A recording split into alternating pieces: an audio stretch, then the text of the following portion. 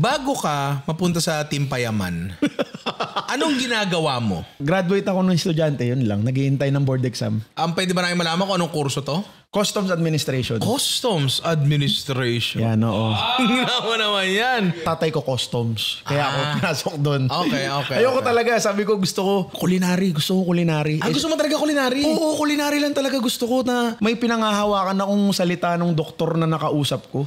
Nagpa-check up ako. Bata pa ako. Tapos tinatanong siya ng tatay ko, buti pa kayo, Dok. Natapos niyo yung pag-aaral niyo, Dok. No? Nakapag-doktor kayo. Sabi lang niya sa tatay ko, kasi gusto ko at dito ako masaya eh. Kaya kahit anong gawin ko, kahit ano pang itulak ko palayo, bumabalik kasi ito talaga yung gusto ko. Tapos, tinake ko talaga yun hanggang sa, kasi pag bata ka pa bago-bago gusto mo, diba?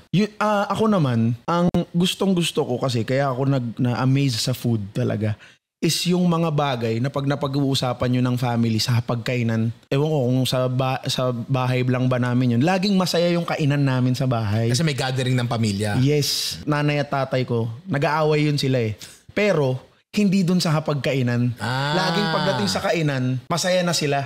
Okay. So parang yung idea na food brings people together. Oo, yun talaga. Parang gano'n, no? Okay. To a certain degree, nakuha mo naman eh. Alam mo, nakakapagpasaya ka ng tao, hindi lang ng pamilya mo, through your cooking. Sana.